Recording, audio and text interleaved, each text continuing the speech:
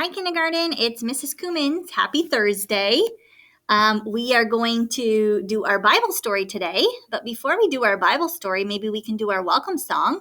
Let's do the other welcome song because we've been doing the first one that Mrs. DeBoer has taught you at the beginning of the year. So now, why don't we do the other song that Mrs. Cummins has also taught you, okay?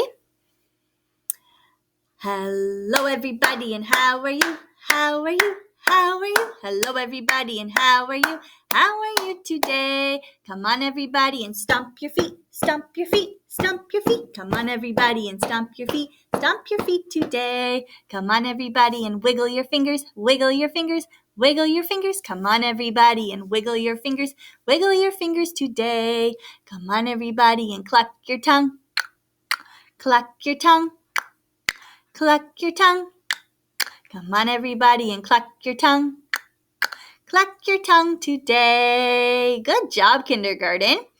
Yeah, it's good to sing a different welcome song once in a while, isn't it? All right, we're going to move on to our memory work. And our memory work comes from John 14, verse 6. So I hope we can see it pretty good. All right, are we ready? John 14, verse 6. Jesus answered, I am the way and the truth and the life. No one comes to the Father except through me. Good. So we're going to keep practicing that for the month of May. All right. Let's move on to our Bible story. So on Tuesday, we talked about Saul and how he disobeyed God and he hasn't been listening to God. And God then punished him and said that he will no longer have a kingdom, right? He will no longer be a king. So today we are going to read the story about how God chooses a new king. All right, so I think everybody should be having their listening ears on. Their eyes should be watching Mrs. Cummins, and your hand should be in your lap, ready to listen. Okay. So Samuel, he was very sorry about King Saul. Remember Samuel? He was the priest, right? It made him sad to see what was happening to God's anointed one. Remember, Saul was the anointed one, right? One day, God came to Samuel. He said, how long are you going to be sad for King Saul? I don't want him to be king over Israel any longer. Fill your horn with anointing oil. So he's got his horn, and he's going to put oil in his horn so that he's ready to anoint somebody else. And go to Bethlehem to find a new king. But Samuel said, I'm afraid to go. And we've been talking about our emotions, right? So Samuel was afraid to go. If King Saul hears about it, he will kill me. Don't be afraid, God answered.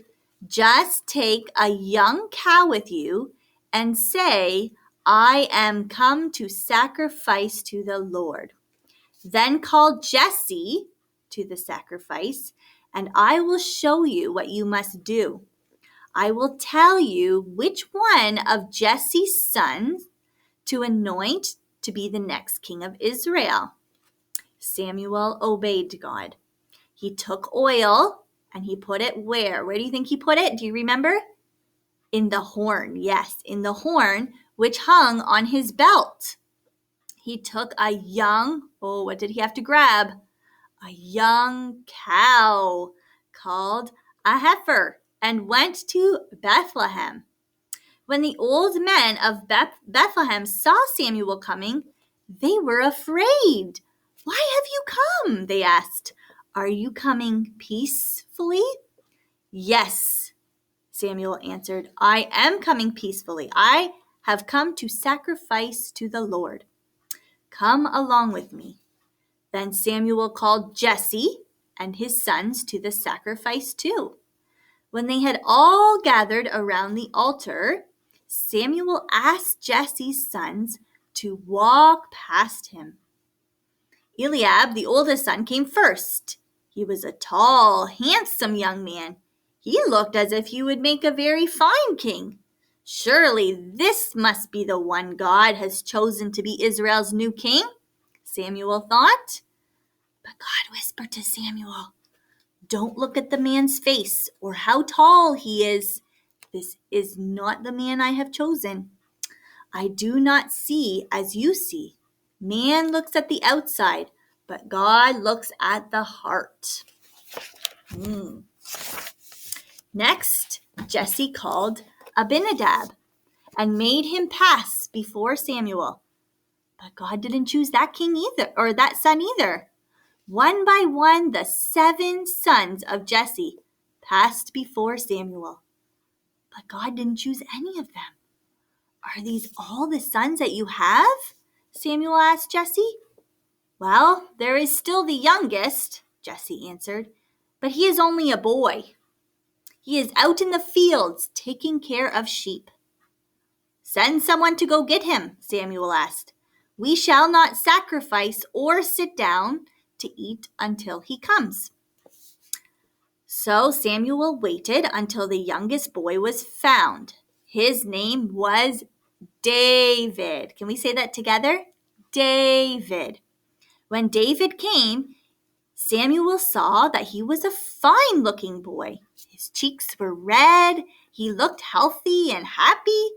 And as David came up to Samuel, the Lord said, "Arise and anoint him, for this is the one I have chosen to be Israel's new king." Then Samuel anointed the boy David before all his brother. And we remember what anointing was. What? They put some oil on top of his head, right? He poured the oil on David's head, and the Spirit of the Lord came into David's heart. Then they burned the sacrifice on the altar, and all sat down to eat.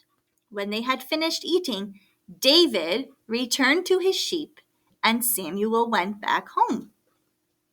So why did Samuel have to go to Bethlehem?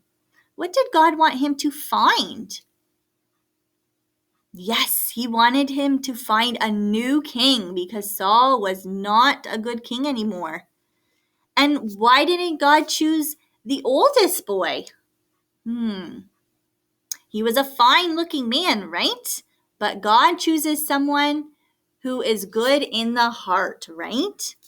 And what kind of work did David do? They had to go find him in a field. What did he have to take care of? Yes, he was a shepherd. He took care of sheep. And why did God choose David?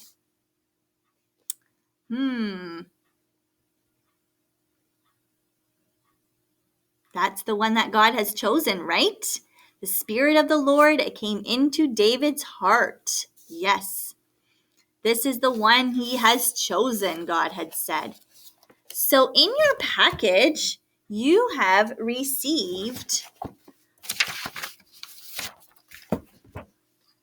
a cutout, and we are going to make a harp.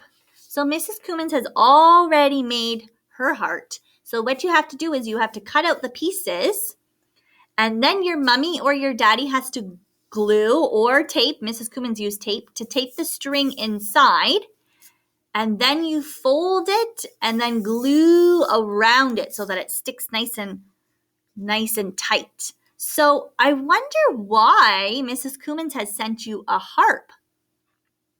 Somebody in this story liked to play songs, and he wrote songs too. David was a shepherd, but he also loved to play the harp and sing songs. So I sent you a harp, and if you notice all my circles, they are making an A-B pattern. I'm not sure if you noticed that, but I made an A-B pattern. So that's what your job is today. So you don't have to do a journal page.